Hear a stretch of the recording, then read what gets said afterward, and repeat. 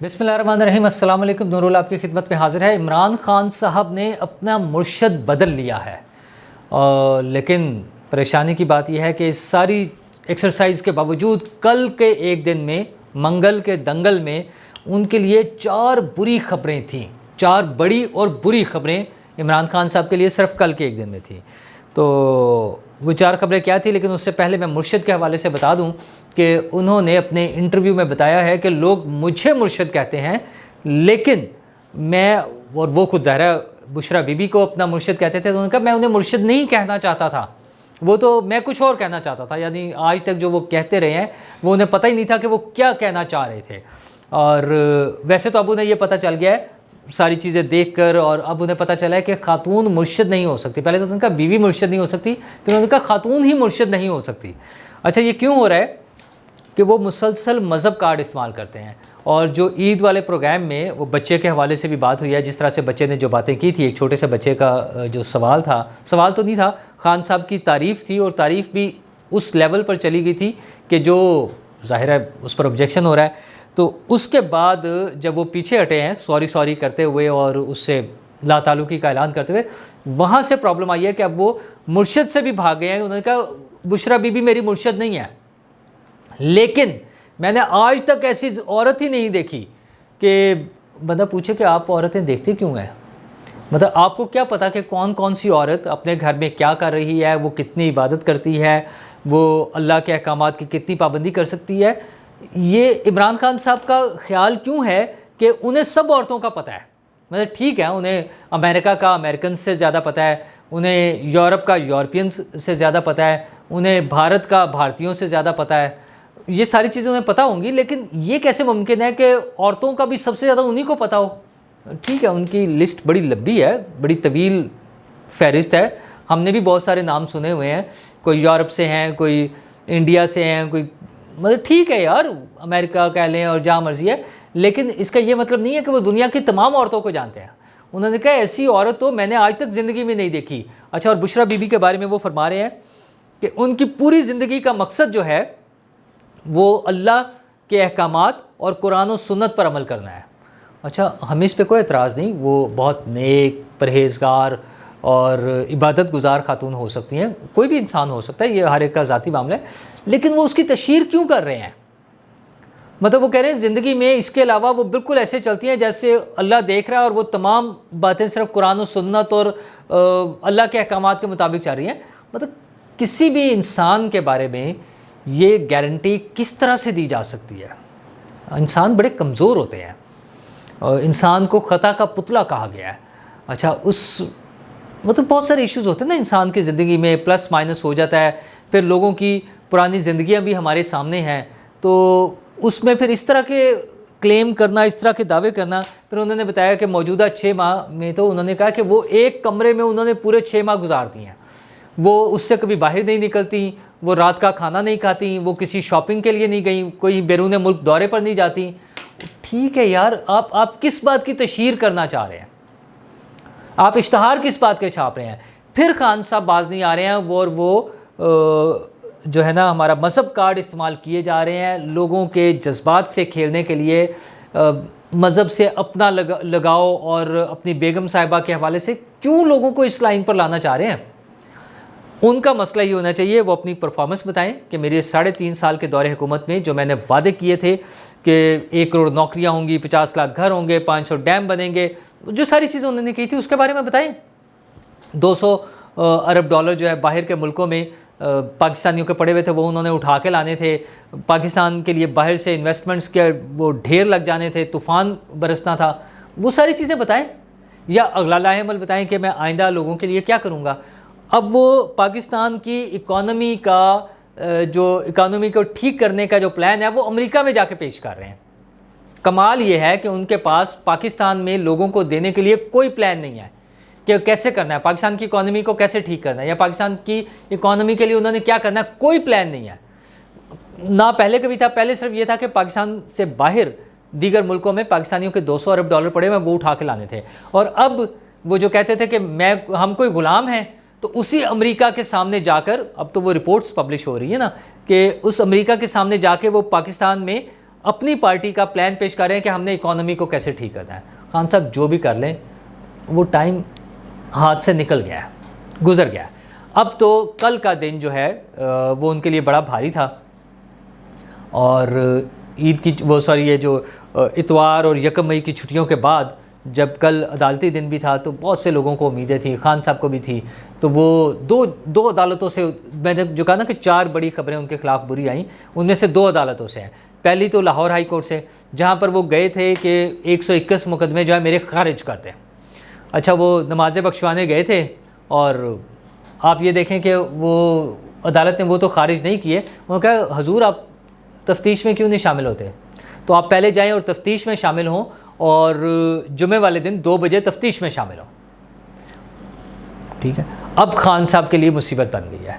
ये सबसे बड़ा अब तक का ड्रॉबैक है खान साहब के लिए अदालत की तरफ से, कि अब वो पुलिस के सामने तफ्तीश में पेश होंगे, तफ्तीश में शामिल होंगे जाकर, जिससे वो अब तक भाग रहे थे। वो तो अदालतों में नहीं जाते थे ना, वो आपने देखा, वो फट्टे बड़ी बड़ी शील्डें सामने रख के, और वो एक बाल्टी सर पे रख के, कुछ लोग कहते हैं वो कोई कूड़ादान है।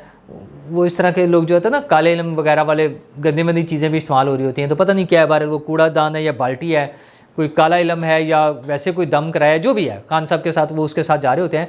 तो वो उन्होंने पुलिस के सामने पेश होना है, और उसके बाद 8 मई को, यानी अगले मंडे को, पीर वाले दिन रिपोर्ट पेश करनी है।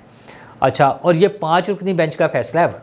तो अब इमरान खान साहब के लिए भागने की जो गुंजाइश थी ना, वो स्क्वीज़ होती जा रही है, वो कम होती जा रही है। अब उन्हें पुलिस के साथ पास शामिल तफ्तीश होना पड़ेगा।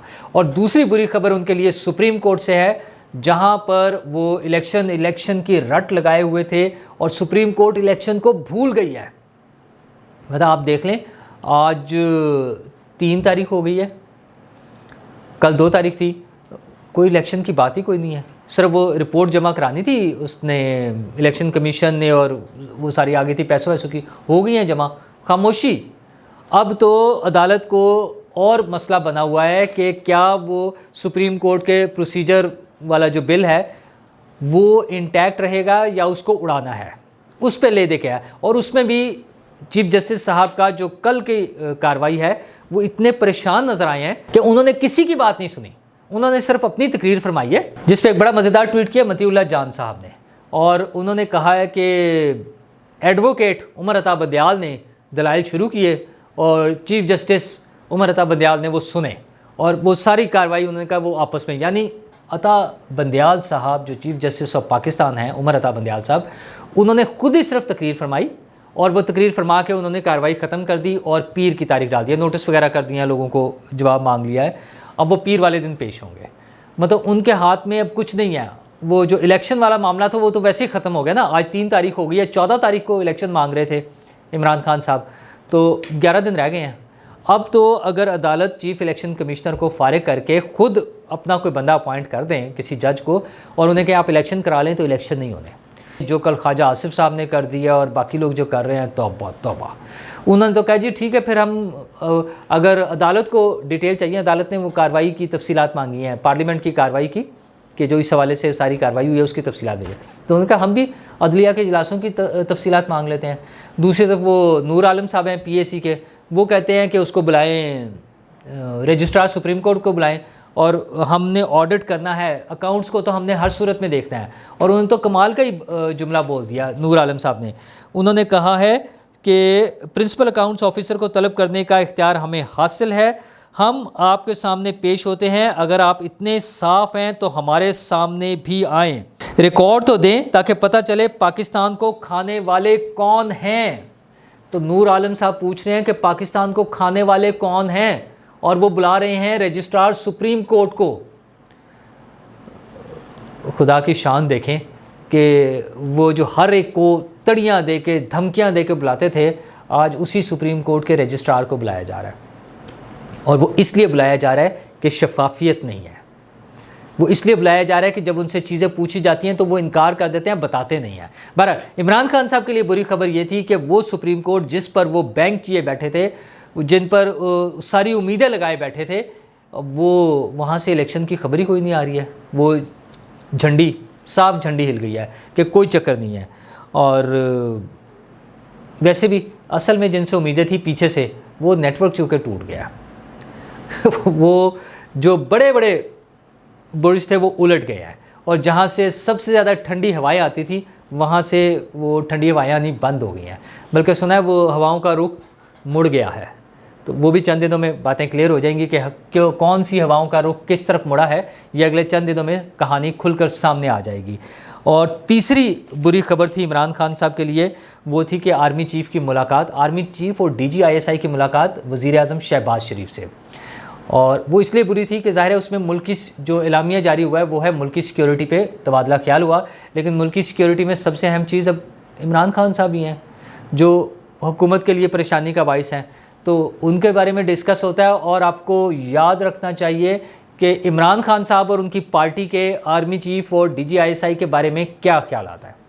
वो जिस तरह से प्रोपेगेंडा करते हैं, उनकी लोकल टीम और उनकी इंटरनेशनल टीम, वो शाहीन सहबाई और मेजर आदिल राजा, आर्मी चीफ़ और DGISI के बारे में जिस लेवल का वो प्रोपेगेंडा करते हैं, तो सोच लें कि फिर जब वो आपस में मिलते हैं, आर्मी चीफ़ और DGISI जब वज़ीर आज़म से मिले होंगे तो उन्होंने इमरान खान साहब के बारे में क्या क्या बातें की होंगी। ज़िक्र खैर तो हुआ ही होगा ना।